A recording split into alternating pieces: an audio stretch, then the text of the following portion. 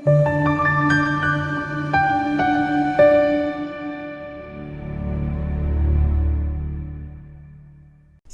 kakhulu kubantu abasifisela ukuhle. Bakhona-ke abantu abanokude banenathi bencome bebonge. Abanye banokufona nje fone ebonge kuphela, encome kuphela. Siyabonga kakhulu labo uNkulunkulu engathi angabandisa abantu abafana laba abafona ngoba nje bekhomba ukuthi esuke sikwenzile kuyabasiza kangakanani, yabona. Nathi kuyasikhuthaza ngoba umuntu nomuntu unako ukuthi eyidinge that one word or two words nje angamkhuthaza empilweni, yabona. Nangamnikeza that assurance ukuthi hayi ngempela usahamba emgqeni, yabo. So namhlanje nake sibheka udaba lwamaphupho. Mina-ke ngupastor Ningi, kodwa-ke sicela kuwe kakhulu ukuthi ungangi-WhatsApp, ungangisendela ama-SMS ngaphandle uma useZimbabwe, useSwatini, kwelinye izwe ungangi-WhatsApp ucela ukungifonela nge-WhatsApp kuphela. Uma use-South Africa ungalokothi, fona ngo-9 ekuseni ya 5 ntambama kuphela. Untando uNomlando Mathabela, Nomlando Mathabela uthi unjani baba? Mina-ke ngicela ukubuza ukuthi uma uphushela ulusa izimbuzi ezimpunga ezinye zimhlophe kusho ukuthini? Asikuvezeke ukuthi vele uphuphulusa imbuzi kuyinto esuke ikhomba ukuhamba kahle kwezinto zakho ngokukamoya noma ey'dalweni zakho. So ingako abanye imbuzi ezimhlophe bayithatha njengento esuke nje ikhomba inhlanhla. Imbuzi futhi ezimpunga bayibetha njengokukhomba into engakhomba umuntu ukuthi uzalwe embethe noma ikhombe ukuvakashelwa izidalwa zakhe lo muntu esuke simembethe, uyabona. So kusho ukuthi njengoba zihlakelele imbuzi zixubile lapha kwenza lento ikhomba ukuthi mhlawumbe kukhona okuhamba kahle kulo muntu, mhlawumbe ngokwenhlanhla kwale mimoya lo muntu esuke imembethe izidalwa zakhe, konke kuhamba kahle umuntu beyilusile sihamba kahle lapha. So ngeke sazi ukuthi what yini inspired lo phupho ngoba amanye they inspired by what umuntu is doing, yabona.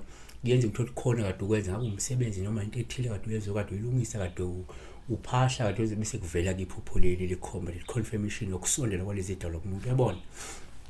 So because asazi ukuthi li-inspiring ngoba most yamaphupho aba right umuntu ume eleya ne-background athi hayi benza umsebenzi, hayi bengiphahla ngizidalwa zami ngasemphupha kanje. So kuvele kusheshe kube kuhle ukuthi leli limela nalokho liconfirma lokho, yabona. But ngoba sazi ukuthi li-inspiring noma what triggered a dream sizovele siliphendule in general. Number 1, uma uphupha la imbuzi noma izimbuzi sikuthatha njengoPaul uhluma uzelusile ngoba lokhu kungakhomba ukuthi umuntu obusiswa ngento eyingcebo, ngento yokuchuma nempumelelo, noma wena ngase kubusiswe ngento eyingcebo yokuchuma nempumelelo. uHezekheli 27 verse 21.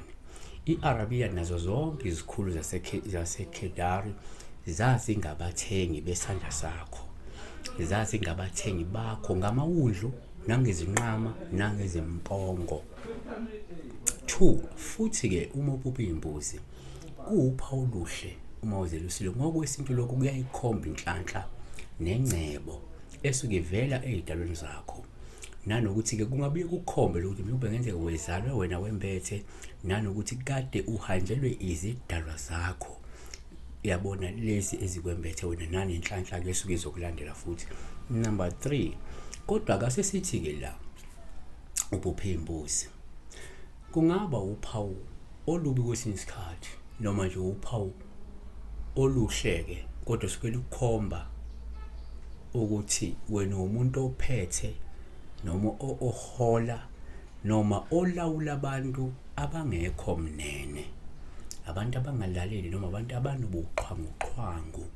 Uma ukuthi wena ungumholi webandla, umholi wenkampani, umholi oyisikhulu esiphezulu, ngoba lephawu lobe sengavela kumuntu oyisikhulu noma ngumholi webandla bemphuphela usiyimbuzi noma yena aphuphela usiyimbuzi, kanti kuyisimkhomba lokuthi labantu abaholayo, labantu abaphethe abantu abangekho mnene kahle hle, abantu abangalalelisisi kahle, abantu abanobuxhwanguxhwangu, abantu abangokhandela intshelo kwabo, yabona. Ngoba ngokukaNkulunkulu izimvu zisimbolize abantu abamnene nabalungile, bese kuthi imbuzi zisimbolize abantu abanodlame, abantu abangalaleli, abantu aba-rebellious, yabo. So ngokukaMateyu 25 verse 32, kuza kubuthelwa phambi kwayo izizwe zonke, ibahlukanise abanye kwabanye njengomalusi ahlukanise izimvu nezimbuzi, imise izimvu ngakwesokunene sayo, kepha izimbuzi ngakwesokhohlo sayo. Kanti uHezekiel 34 verse 17, nina-ke izimvu zami, isho inkosi uJehova ithi, bheka niyakwahlula phakathi kwemvu nemvu naphakathi kwezimpongo. So uyabona-ke ngokukaNkulunkulu impongo abantu abaphila ngokwezwe abenza intando yabo, kanti izimvu abantu abenza intando yaNkulunkulu abathobekile. Siyabonga. Lesibheka la ukuphupha weluse izimvu. Weluse ini? Izimbuzi. Uphupha weluse izimbuzi. Yabona, kuhle.